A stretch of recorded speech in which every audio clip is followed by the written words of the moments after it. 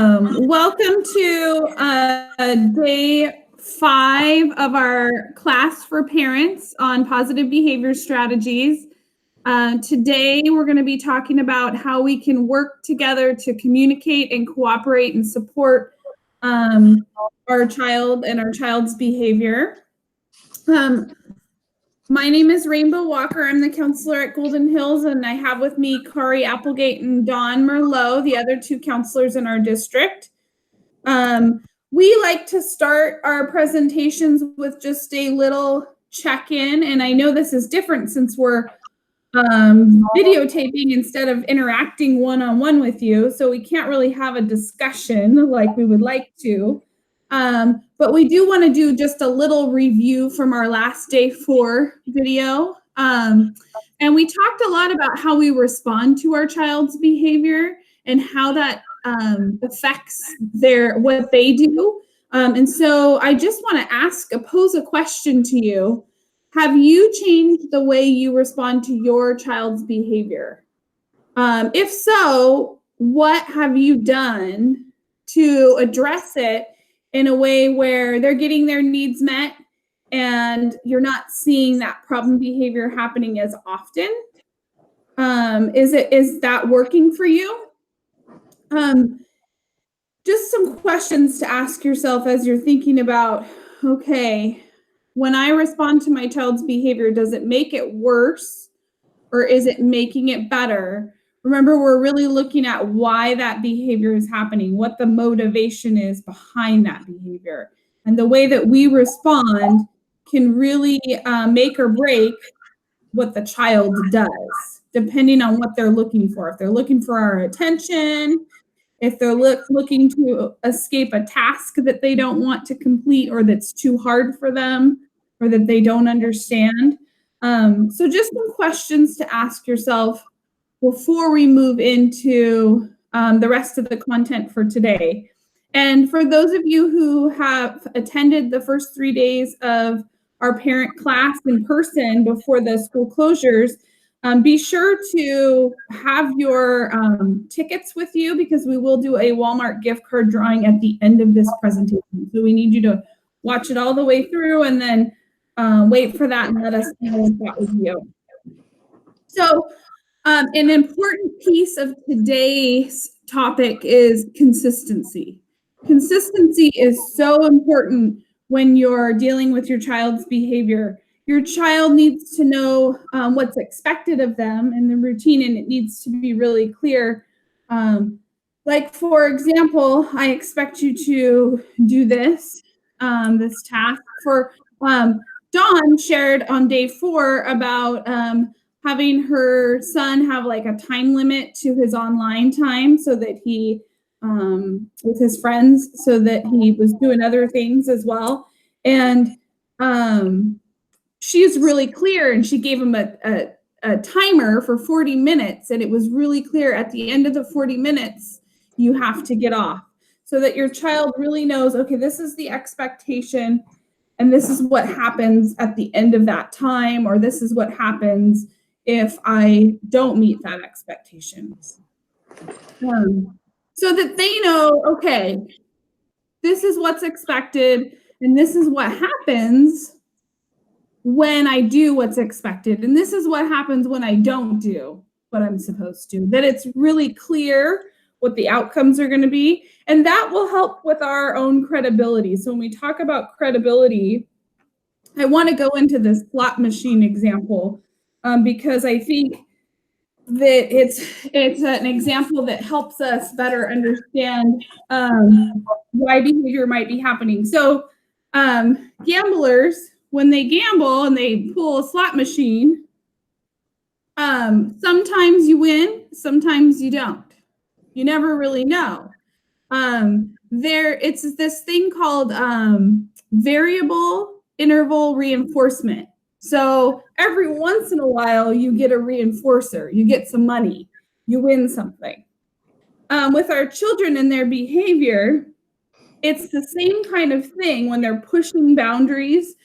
If we are not consistent and every once in a while they get some sort of reinforcer. For example, every once in a while they get to avoid that task they don't want to complete.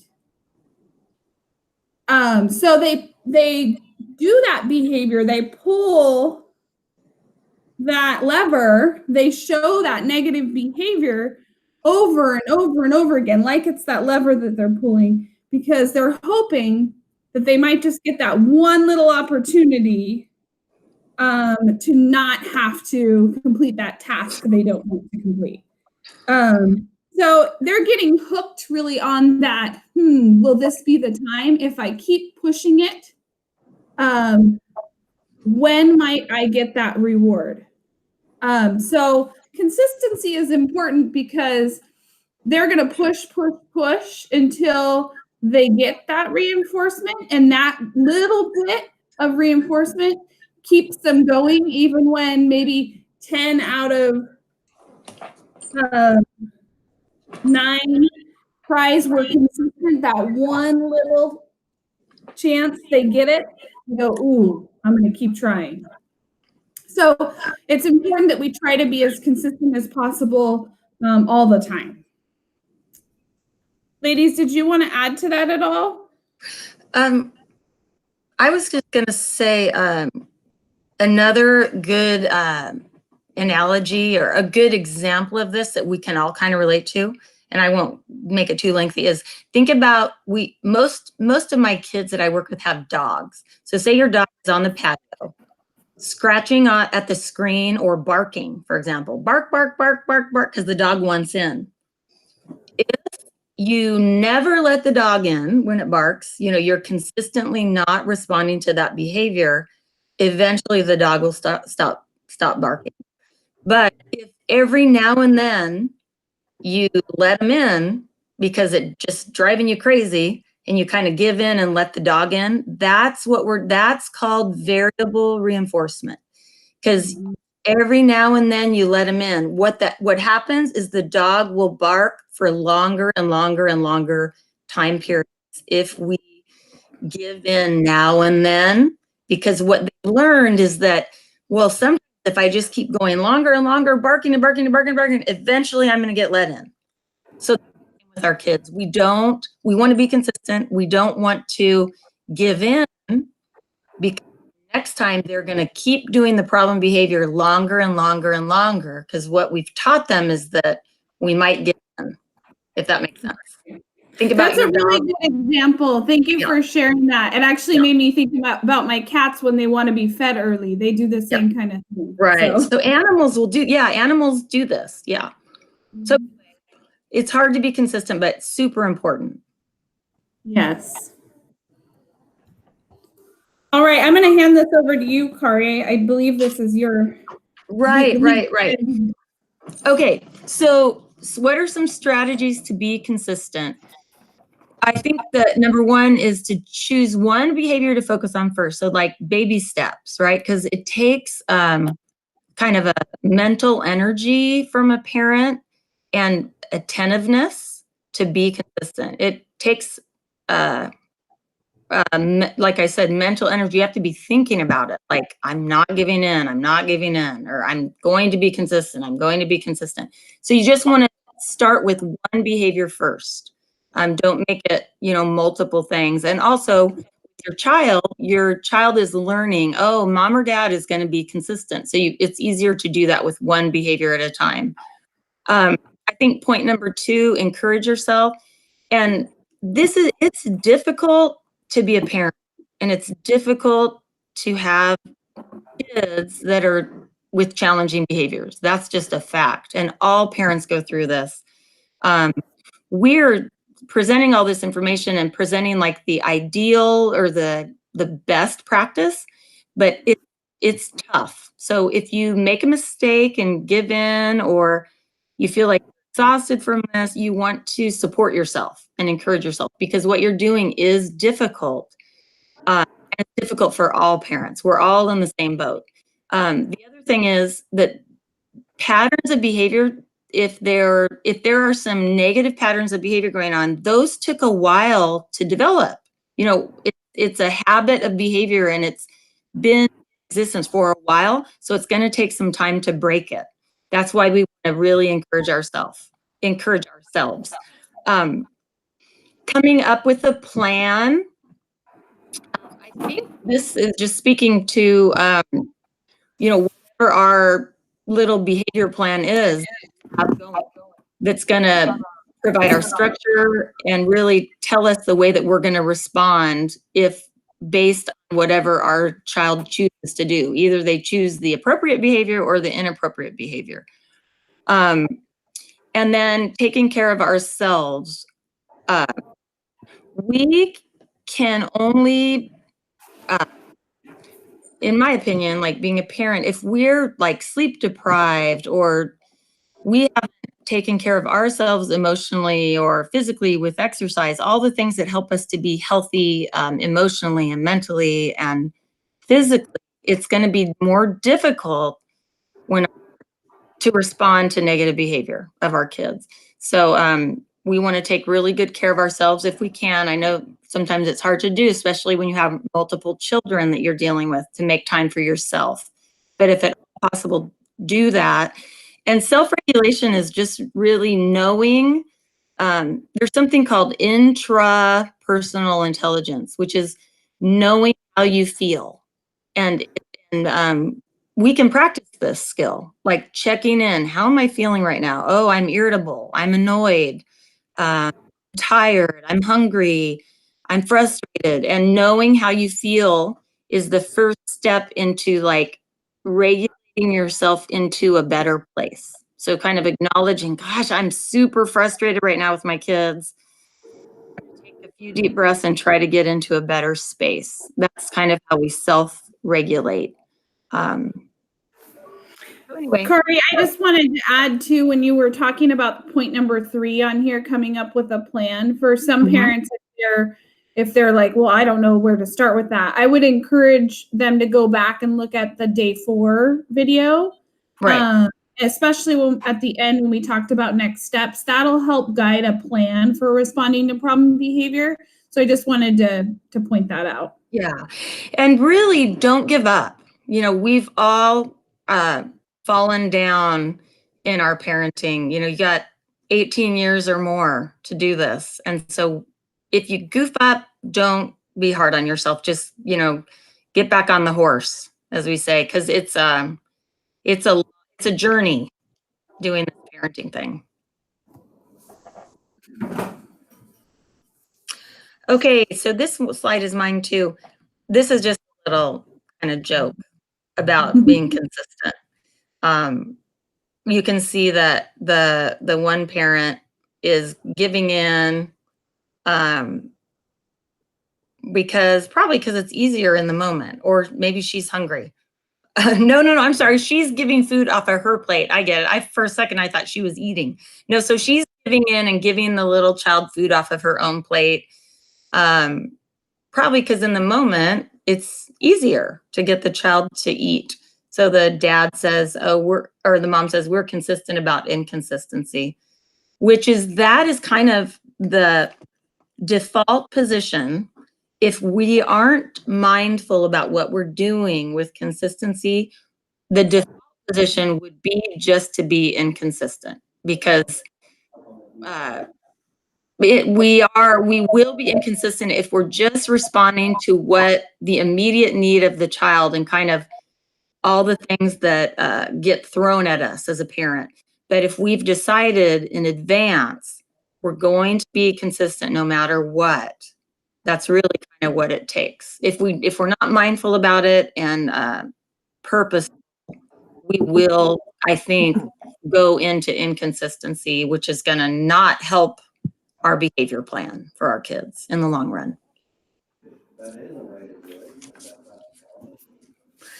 Okay, and this is my last slide, but just like we should expect pushback from our kids. And so there's something when we study behavior in like psychology classes in college, and maybe some of you study this in a high school psychology class, but when a behavior, when the reinforcer or the consequence changes, so we decide like, okay, we're going to deal with this kind of misbehavior of our kids or this negative behavior they've been doing, and we implement a behavior plan or we start responding differently, our kids are going to push back because they want it to go back to the way it was before.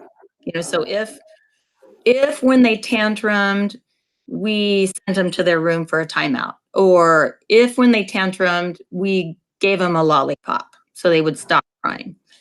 If we change that reinforcer, they're going to cry more because they want the thing that existed in the old system to happen again. So we should expect that. We should expect the behavior that we don't like. So say that it's the example of I'm with a little child of like tantrum, crying, we give them a lollipop, they're happy, they stop crying. If we decide we're not doing the lollipop anymore, we're not going to do that, we're going to have a different consequence, they're going to cry longer because they want that lollipop. That's what they've learned they get. We should expect pushback from our kids. We should expect the behavior that we don't like to get worse at first, which is really hard as a parent. But eventually, when you've got your new reinforcer and your new consequence for the behavior that you want, their negative behavior will decrease. But at first, it's going to get worse. It's just like the dog barking at the screen door. When you don't let them in the first time, they're going to bark longer and it'll be more irritating. So we should expect that. It's going to get worse before it gets better. That's what pushback is. Okay, All right, so Dawn. thank you. Communicating consistency. This is between the parents, and this topic is very complex, and we could easily have a whole session just on this. So I'm going to try to be as efficient as possible here. When we communicate as parents, we want to do so with the idea that we're working as a team. We often don't agree with each other all of the time, and it can be very easy to become frustrated with each other when we're struggling with our child's behavior. We want to find a time each day would be the optimal, if we can, each day to check in with each other on how it's going with the child. And we want to do this in private. We don't want to do it in front of the child or any siblings, anybody else. So if we, have a conversation with the person that we're co-parenting with and say, let's set this time up that we're going to talk about how things are going and reiterate that, we're a team, that can be very, very helpful. As far as co-parenting with people that, somebody that you're not living with, it would be the same idea. Ideally, you can communicate regularly with the other person. And it's really important to, talk with the person you're co-parenting with about as much as we may be, having conflict between the two of us, it's best for the child if we just work as a team here. And so if we talk about ways to overcome co-parenting struggles, one thing that often happens is we have different ideas about how we should be, disciplining or working with the child. And that can be whether we're living together or if we're not together. And the important thing, number one important thing, is that the two of you are a united front, united unit. So you support what each other says toward the child. So if dad says, you didn't follow through with this, so this consequence is going to happen, then I'm going to support that. Same thing from dad to mom. it can be easy for parents to what we call triangulate the child. And that's when the child will have conversation. I mean, the parent will have conversation with the child where they will maybe tell the child, well, yeah, I know, I don't agree that your dad did this or your mom did this. It's really, really important not to do that for the benefit of your child's emotional well-being, as well as helping with the behavior. And then also working with childcare providers and your schools are very, very helpful to ensure consistency. So letting the teacher or the childcare provider know what it is that you have implemented and how that might be able to be reinforced in the classroom. Also with the counselors. And you can be doing that, of course, with us because you have access to get a hold of us, even now if you have any questions or anything. And then just think about what strategies do you use?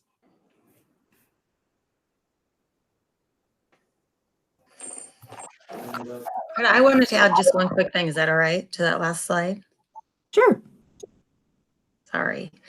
I was just going to say that a lot of times with parents that are with separated or divorced parents, there can be difficulty in kind of agreeing. This, Dawn shared this, but kind of agreeing on your parenting style and how you're going to, what you expect of your kids, you know, with their behavior. And sometimes even though you're split up and living in different households, it will require like going to a counselor or a mediator to kind of get on the same page about your kids and parenting, because it can be really hard when you have different ideas about that. But there are counselors like that we can refer to at the community center in Oroville, like people that could help get on the same page about their parenting and what they want to do with their kids. I will add another thing too.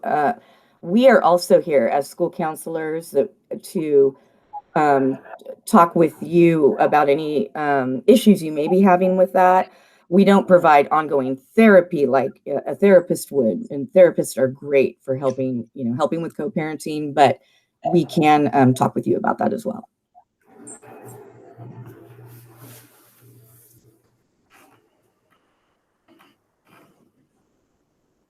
I think this is you, Kari. Oh, I don't have. I would be happy to. You, Dawn. Oh, okay.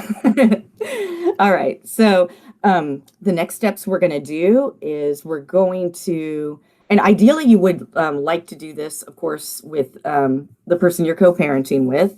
And that would include if you've got stepmother, stepfather, in the house, you would like to share that with them as well. What behavior will you focus on? Coming up together to talk about, here's our priority. We're going to focus on this behavior first. How will you encourage and take care of yourself? How you will communicate with others, and what will you do when your child pushes back?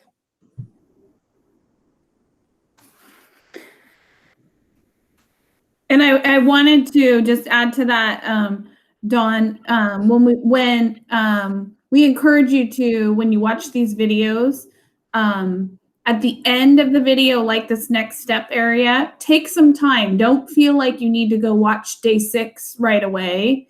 We actually think it's better if you give yourself a couple days or maybe even longer to process the information from the video and think about these next steps. And remember on Kari's slide when she talked about picking one behavior to focus on, don't overwhelm yourself. Don't try to take on too much.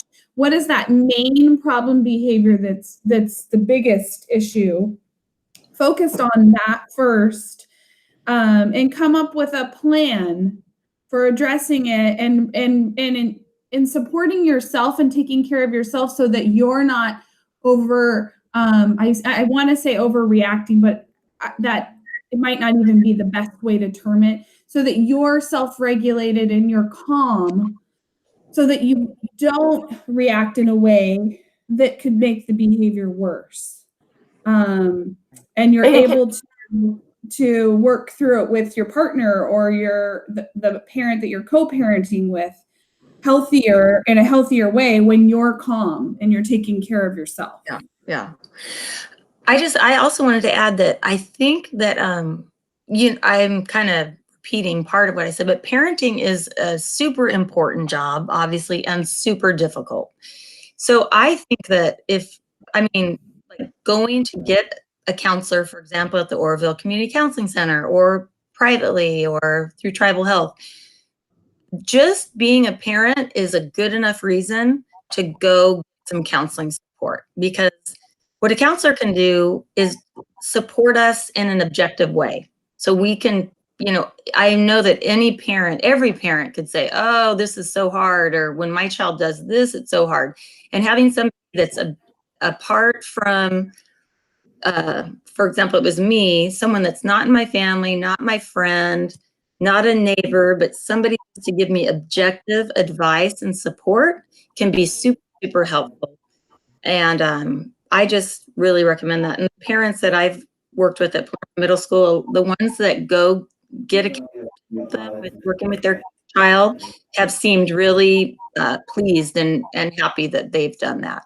So I just think you guys, all you parents, deserve that kind of support. So don't be hesitant to go get that if you want that kind of counseling support.